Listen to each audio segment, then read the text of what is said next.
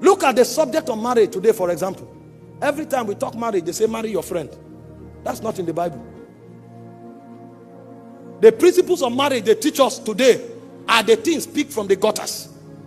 What the Western world adopt, that's what the church teaches now. Meanwhile, when you go to the Western world, 7 out of every 10 marriage breaks because they marry their friends. They marry who they love. The kingdom prescription is different. You don't marry who you love who you marry, because love is a commandment. But it will take a teaching priest to bring you to that point. And your husband is not your friend. Your husband is your Lord. Your wife is not your slave. Your wife is a co-heir with you.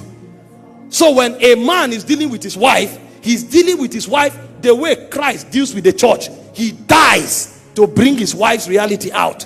And when a wife is dealing with the husband, like Sarah, she calls her husband Lord. So the way it is difficult for a woman to submit, submission becomes the code of love. And the way a man is selfish, self-denial becomes his code of love. So at the end of the day, nobody possesses anything. It's a kingdom pattern, because when marriage is completed, you will not just have children, you will become like Christ. Because the goal of marriage is to deal with your flesh until you become like Christ. But what the world is teaching is how to coexist together. And so it becomes a mental charade, because there are no teaching priests. He said, as holy women, the same way Sarah called her husband Lord. He said, that is how you relate with your husband. And he said, concerning the man, for your prayer to be answered, deal with her with understanding as a weaker vessel. So the man is disadvantaged, the woman is disadvantaged if they choose to walk in the flesh.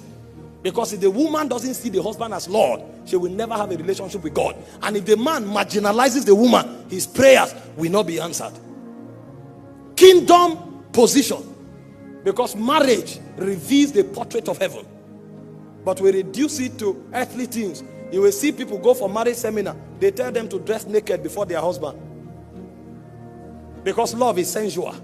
Love is not a commandment. So a wife is taught how to seduce the husband. Is she a harlot?